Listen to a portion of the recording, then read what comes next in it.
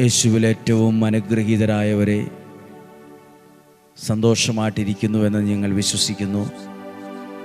നിങ്ങളും നിങ്ങളുടെ കുടുംബവും നിങ്ങളുടെ പ്രിയപ്പെട്ടവരും മക്കളും കൊച്ചുമക്കളും നിങ്ങളുടെ ഉത്തരവാദിത്തങ്ങളും ശുശ്രൂഷകളും ഒക്കെ സന്തോഷമായും സമാധാനമായും ദൈവാനുഗ്രഹത്തിൽ മുന്നോട്ട് പോകുന്നുവെന്ന് ഞങ്ങൾ പ്രതീക്ഷിക്കുന്നു.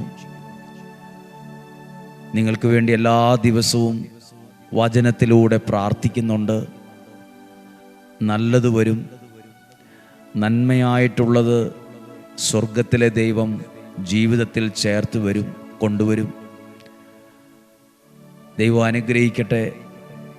ഒരു നിമിഷം നിങ്ങൾക്ക് വേണ്ടി പ്രാർത്ഥിക്കുവാണ്. കർത്താവേ, അങ്ങയുടെ വചനം ശ്രവിക്കുന്ന ഈ വ്യക്തിയെ, ഈ കുടുംബത്തെ അങ്ങേക്ക് സമർപ്പിക്കുന്നു. ഈ വചനം കേൾക്കുക മാത്രമല്ല, ഈ വചനം ചിലർ എഴുതി വയ്ക്കുന്നുണ്ട്. ചിലർ ഈ വചനം ഒരുപാട് പേർക്ക് സ്റ്റാറ്റസ് ഇട്ടും ഷെയർ ചെയ്യുന്നവരുണ്ട്. അവർ നിങ്ങൾ ചെയ്യുന്ന ഒരു ശുശ്രൂഷയാണ്. ദൈവത്തിൻ്റെ വചനത്തെ അനേകരിലേക്ക് എത്തിക്കാൻ ചെയ്യുന്ന ഓരോ പരിശ്രമത്തെ ഓർക്കുന്നു, ഓരോ ത്യാഗത്തെയും ഓർക്കുന്നു. നിങ്ങളുടെ മക്കൾ, നിങ്ങളുടെ ജീവിതം, ആരോഗ്യം, സമ്പത്ത്, വരുമാനം, ജോലി, ഭാവിയുമായി ബന്ധപ്പെട്ട കാര്യങ്ങൾ എല്ലാം ഞങ്ങൾ പ്രാർത്ഥിക്കുന്നു. തെളിഞ്ഞ ആകാശം പോലെ സന്തോഷമുള്ള ഒരു അന്തരീക്ഷം ജീവിതത്തിൽ എന്നും ഉണ്ടാകട്ടെ. നന്മയുള്ള അനുഗ്രഹങ്ങൾ ജീവിതത്തിൽ വെളിപ്പെടട്ടെ. പ്രാർത്ഥനയോടെ ദൈവവചനം നിങ്ങളുടെ ശ്രദ്ധയിൽ കൊണ്ടുവരാൻ ദൈവത്തിൽ ആശ്രയിക്കുന്നു. ഞാൻ നിൽക്കുന്നത് എൻ്റേതായൊരു കഴിവിലും എനിക്ക് ലഭിച്ച പ്രോത്സാഹനത്തിൻ്റെയും മാത്രം ബലത്തിലല്ല, ദൈവാശ്രയത്വത്തിൻ്റെ ബലത്തിൽ കൂടിയാണ്. ദൈവാനുഗ്രഹത്തിൻ്റെ ബലം കൂടി എനിക്ക് ആവശ്യമാണ്. ഇന്നൊത്തിരി പ്രതീക്ഷയോടെ നിങ്ങളുടെ ശ്രദ്ധയിൽ ഒരു വചനത്തെ കൊണ്ടുവരികയാണ്. സുഭാഷിതങ്ങളുടെ പുസ്തകം 14-ാം അധ്യായം 27-ാമത്തെ വാക്യം. മറക്കാതെ ഹൃദയത്തിൽ സൂക്ഷിക്കേണ്ട, ബോധ്യമാകേണ്ട അനുഗ്രഹമുള്ളൊരു വചനമാണ്. സുഭാഷിതങ്ങൾ 14:27 ഞാൻ വായിക്കാം. ദൈവഭക്തി ജീവന്റെ ഉറവയാണ്, മരണത്തിൻ്റെ കെണികളിൽ നിന്ന് രക്ഷപ്പെടാൻ അത് സഹായിക്കുന്നു. ഒന്നും കൂടി ഒന്ന് വായിച്ചു കേൾക്കാം. ദൈവഭക്തി. എന്താ ദൈവഭക്തി? പ്രാർത്ഥിക്കുന്നത്, ദൈവത്തിൽ ആശ്രയിക്കുന്നത്, വചനങ്ങൾ കേൾക്കുന്നത്. ദൈവഭക്തി ജീവന്റെ ഉറവയാണ്. ഉറവ പോലെയാണ് അതിനെ, ഉറവയോടാണ് അതിനെ സാമ്യപ്പെടുത്തിയിരിക്കുന്നത് ദൈവഭക്തി. അതിനൊരു പ്രത്യേകതയുണ്ട് ഈ ഉറവയ്ക്ക്. മരണത്തിൻ്റെ കെണി. മരണത്തിൻ്റെ കെണിയോ? അതെന്താണ് മരണത്തിൻ്റെ കെണി? ചിലതൊക്കെ നമ്മുടെ ജീവിതത്തിൽ വരുന്നത് കെണി പോലെയാണ്. കെണിയെന്ന് പറയുമ്പോൾ ആ വാക്കിന് ഇച്ചിരി ചിന്തിക്കാനുണ്ട്. നമ്മൾ കേട്ടിട്ടുണ്ട് എലിക്കണി, കെണി വച്ച് കാട്ടുമൃഗങ്ങളെ പിടിക്കുന്ന കെണി. വന്യമൃഗങ്ങളുടെ ശല്യമുള്ള സ്ഥലത്ത് വനപാലകർ കെണി വയ്ക്കും. കടുവയെ പിടിക്കാൻ, പുലിയെ പിടിക്കാൻ കെണി ഒരുക്കും.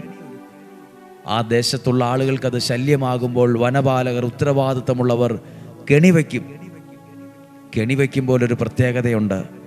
ചുമ്മാ ഒരു കെണി വയ്ക്കുകയല്ല. ഏതു മൃഗത്തെയാണോ പിടിക്കുന്നത്, ഏതു മൃഗത്തെയാണോ കെണിയിൽ പെടുത്തേണ്ടത്, അതിനേറ്റവും ഇഷ്ടപ്പെട്ട ഒന്ന് ഭക്ഷണം അതിനുള്ളിൽ, ആ കെണിക്കുള്ളിൽ സെറ്റ് ചെയ്യും. ആ കെണിക്കകത്തുള്ള ആ ഭക്ഷണത്തിൻ്റെ ഗന്ധം ഈ മൃഗങ്ങളിൽ എത്തുമ്പോൾ ആ മൃഗം ആ ഭക്ഷണം എടുക്കാൻ ശ്രമിക്കും. ആ മൃഗത്തിന് ഈ കൂട് കാണുമ്പോൾ കെണിയാണെന്ന് തോന്നുകയില്ല. കെണിയാണെന്ന് തോന്നാത്തതാണ് പ്രശ്നം. കെണിയാണെന്ന് പലരും തിരിച്ചറിയില്ല. നമ്മൾ എവിടെയെങ്കിലും പെട്ട് കഴിയുമ്പോഴാ, പ്രശ്നമാകുമ്പോഴാ അത് കെണിയായി പോയല്ലോ എന്നറിയുന്നത്. അതാണ് കെണി. മരണത്തിൻ്റെ കെണിയുണ്ട്. നമ്മളെ തകർത്ത് കളയുന്ന, നമ്മളെ ഇല്ലാതാക്കുന്ന, നമ്മുടെ വഴികളെ അടയ്ക്കുന്ന, നമ്മുടെ ജീവിതത്തെ പ്രതിസന്ധിയിലാക്കുന്ന പല കെണികളും ജീവിതത്തിലുണ്ട്, ജീവിതത്തിൻ്റെ മുമ്പിലുണ്ട്. വചനം പറയുവാണ്, ദൈവഭക്തി നിനക്കുണ്ടോ? അത് ഏത് മരണത്തിൻ്റെ കെണിയായാലും, ചതിക്കുന്ന കെണിയായാലും, നശിപ്പിക്കുന്ന കെണിയായാലും, തകർക്കാൻ ഉദ്ദേശമുള്ള കെണിയാണേലും, പല വിധത്തിൽ നമ്മളെ തകർക്കാൻ പല കെണികളും വയ്ക്കുന്നവരില്ലേ? നമ്മളൊന്ന് തകർന്ന് കാണാൻ, പരാജയപ്പെട്ട് കാണാൻ, നശിച്ച് കാണാൻ ആഗ്രഹിച്ച് കെണി ഒരുക്കുന്നവരില്ലേ? ഉണ്ട്. കെണി കാണുമ്പോഴേ അതിനകത്ത് എന്തൊക്കെ വലിയ നന്മയുണ്ടെങ്കിലും ഓർത്തോണം, അത് കെണിയാണ്. കെണിയാണെന്ന് ആര് പറഞ്ഞാലും ചിലപ്പോൾ ചിലർക്ക് മനസ്സിലാകത്തില്ല. എന്നെ ആരും പഠിപ്പിക്കണ്ട, എന്നെ ആരും ഉപദേശിക്കണ്ട, അതൊക്കെ എനിക്കറിയാം. ഞാനതൊക്കെ ഒരുപാട് കണ്ടിട്ടുണ്ട്. ഞാൻ എത്ര കൊല്ലമായി ഇവിടെ ജീവിക്കുന്നു. അവരതിനെ ലാഘവ ബുദ്ധിയോടെ എടുക്കും, ഗൗരവത്തോടെ എടുക്കത്തില്ല. പിന്നീടാണ് ജീവിതം എവിടെയെങ്കിലും ഇടിച്ചു നിൽക്കുമ്പോഴാണ്, പിടിച്ചു നിൽക്കാൻ പോലും പറ്റാത്ത സാഹചര്യം വരുമ്പോഴാണ് നിലവിളിക്കുന്നത്. ഈ കെണിയിൽ അകപ്പെട്ട മൃഗം അതിനകത്ത് ഒരുക്കിയിരിക്കുന്ന ഭക്ഷണം അത് ആസ്വദിക്കാൻ തുടങ്ങുമ്പോൾ വാതിലടയും. പിന്നെ ഒരു വെപ്രാളമുണ്ട്, പുറത്ത് കിടക്കാൻ വേണ്ടി ഒരു അധ്വാനമുണ്ട്, നടക്കത്തില്ല. പൂട്ടിയത് തന്നെ, വീണത് തന്നെ. അത് കെണിയാണെന്ന് അറിഞ്ഞില്ല. കെണി പോലെ എന്തോ തോന്നി, പക്ഷെ കെണിയാണെന്ന് അങ്ങ് തോന്നിയില്ല. പ്രിയപ്പെട്ടവരെ, ജീവിതത്തിൽ നിങ്ങളുടെ ഭാവിയെ ഇല്ലാതാക്കാൻ കെണികൾ ഒരുക്കുന്നവരുണ്ട്. നല്ല ജീവിതത്തെ തകർക്കുന്ന കെണികൾ വയ്ക്കുന്നവരുണ്ട്. തിന്മയുടെ ശക്തികളോട് കൂട്ടുചേർന്ന് മന്ത്രവാദ, കൂടോത്രം, ക്ഷുദ്രപ്രയോഗം എന്നിവ നടത്തി നിങ്ങളുടെ ജീവിതത്തെ കെണിയിലാക്കുന്നവരുണ്ട്. എന്നാൽ ഇപ്പോൾ വചനം കേട്ടതെന്നറിയാമോ? ദൈവഭക്തി ജീവന്റെ, അനുഗ്രഹത്തിൻ്റെ, അത്ഭുതത്തിൻ്റെ ഉറവയാണ്. മരണത്തിൻ്റെ കെണികളിൽ നിന്ന് പോലും ഒരുവനെ രക്ഷപ്പെടാൻ അത് സഹായിക്കും. മരണത്തിൻ്റെ കെണിയിൽ നിന്ന് രക്ഷപ്പെടാൻ ബുദ്ധിയുള്ളവർ സഹായിക്കുന്നല്ല, കഴിവുള്ളവർ സഹായിക്കുന്നല്ല, പണമുള്ളവർ സഹായിക്കുന്നല്ല, രാഷ്ട്രീയ സ്വാധീനമുള്ളവർ നിന്നെ സഹായിക്കുന്നല്ല. ദൈവഭക്തിയാണ് നിന്നെ സഹായിക്കുന്നത്. ഞാനെന്തിന് പ്രാർത്ഥിക്കണം, ഞാനെന്തിന് വചനം കേൾക്കണം, നീ വേണേ കേട്ടോ, അല്ല, നിനക്ക് ഇങ്ങനെയുള്ള പ്രതിസന്ധിയിൽ നിന്ന് പുറത്തു വരാൻ, ഇങ്ങനെയുള്ള പ്രതിസന്ധികളിൽ അകപ്പെട്ടു പോകാതിരിക്കാനൊക്കെ ഒരനുഗ്രഹവും കരുണയൊക്കെ വേണ്ടേ? അതിന് നിനക്ക് ദൈവഭക്തി വേണം. കുറ്റം പറഞ്ഞിട്ടും വിമർശിച്ചിട്ടും വർത്തമാനം പറഞ്ഞിട്ടും കാര്യമില്ല, നിനക്കത് വേണം.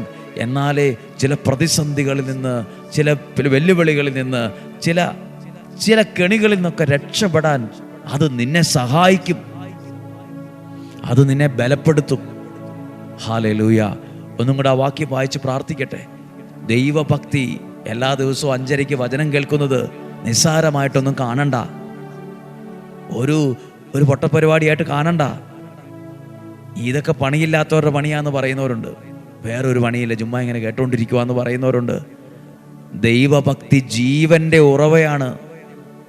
അങ്ങനെ വേദപുസ്തകം അതാ പറയുന്നത്, ജീവന്റെ ഉറവയാണ്. നിന്റെ മേലുള്ള അനുഗ്രഹത്തിൻ്റെ ഉറവയുണ്ടാകുന്നത് ദൈവഭക്തിയിൽ നിന്നാണ്. നിന്റെ മക്കൾ അനുഗ്രഹിക്കപ്പെടണമെന്ന് ആഗ്രഹമുണ്ടെങ്കിൽ ആ ഉറവയുണ്ടാകുന്നത് ദൈവഭക്തിയിൽ നിന്നാണ്. ദൈവഭക്തിയാണ് കുഞ്ഞെ ജീവന്റെ ഉറവ.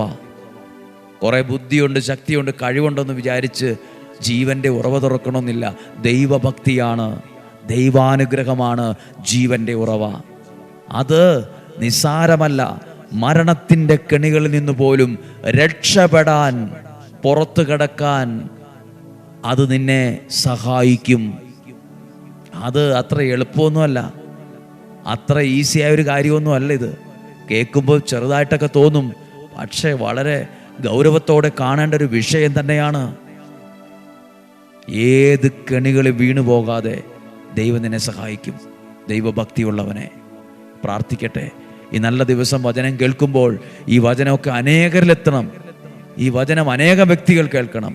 പ്രിയപ്പെട്ടവരെ, രാവിലെ 5:30 സമയം തന്നെ വചനം കേട്ട് പ്രാർത്ഥിക്കുന്ന ഒത്തിരി അനുഗ്രഹമാകട്ടോ. ഏത് സമയത്ത് വചനം കേട്ടാലും അനുഗ്രഹമായ, എന്നാലും രാവിലെ തന്നെ 5:30 അനേകർ ഒരുമിച്ച് പ്രാർത്ഥിക്കുന്ന സമയത്ത് തന്നെ ഒരുമിച്ച് പ്രാർത്ഥിക്കുന്നത് അത്ഭുതമാണ്. ഒരുപാട് പേരുടെ ജീവിതത്തിൻ്റെ ഭാഗമാണിത്. ജീവിതം ആരംഭിക്കുന്നത് അങ്ങനെയാണ്. വചനം കേട്ട് പ്രാർത്ഥിച്ച ജീവിതം അനേകർ ആരംഭിക്കുന്നത് പോലും. നിങ്ങളുടെ കുഞ്ഞുങ്ങൾ അനുഗ്രഹിക്കപ്പെടാൻ തുടങ്ങും, വീട് അനുഗ്രഹിക്കപ്പെടാൻ തുടങ്ങും, ആയുസ്സും ആരോഗ്യവും അനുഗ്രഹിക്കപ്പെടാൻ തുടങ്ങും. കാരണം ദൈവഭക്തി ജീവൻ്റെ ഉറവയാണ്. നിങ്ങൾക്ക് വേണ്ടി പ്രാർത്ഥിക്കുന്നു. ഈ നല്ല ദിവസം നിങ്ങളെ അനുഗ്രഹിച്ച് പ്രാർത്ഥിക്കുന്നു. നിങ്ങളുടെ കുടുംബത്തിന് വേണ്ടി പ്രാർത്ഥിക്കുന്നു. ആയുസ്സിന് ആരോഗ്യത്തിന് വേണ്ടി പ്രാർത്ഥിക്കുന്നു. നന്മയുണ്ടാകാൻ പ്രാർത്ഥിക്കുന്നു. എഴുതി വെച്ച് പ്രാർത്ഥിക്കുന്ന വിഷയത്തിൽ അത്ഭുതം നടക്കുവാൻ പ്രാർത്ഥിക്കുന്നു.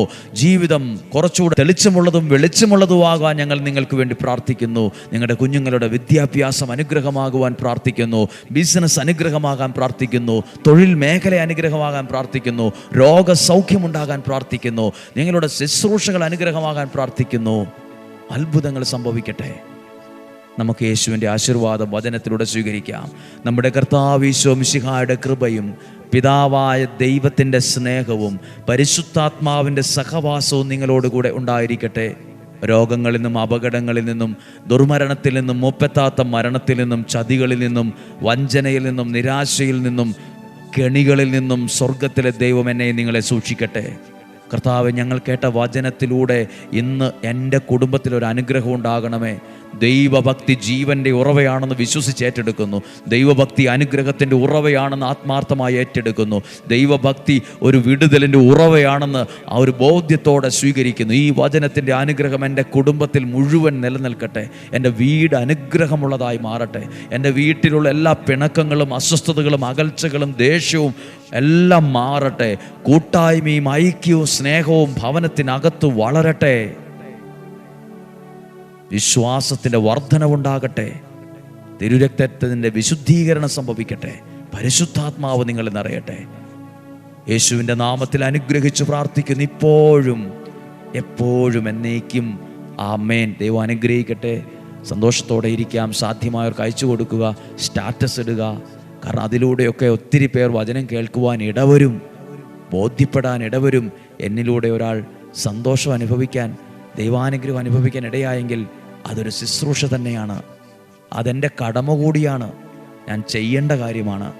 അയച്ചു കൊടുക്കുന്ന നിങ്ങൾക്ക് വേണ്ടിയും പ്രാർത്ഥിക്കുന്നു. സ്റ്റാറ്റസ് ഇടുന്ന നിങ്ങൾക്ക് വേണ്ടിയും പ്രാർത്ഥിക്കുന്നു. സപ്പോർട്ട് ചെയ്യുന്ന നിങ്ങൾക്ക് വേണ്ടി പ്രാർത്ഥിക്കുന്നു. നാളെയും 5:30 ഒരുമിച്ച് കാണുന്നത് വരെ ഉള്ളംകൈയിൽ എന്ന പോലെ സ്വർഗത്തിലെ ദൈവം എന്നെയും നിങ്ങളെയും സൂക്ഷിക്കട്ടെ. ആമേൻ.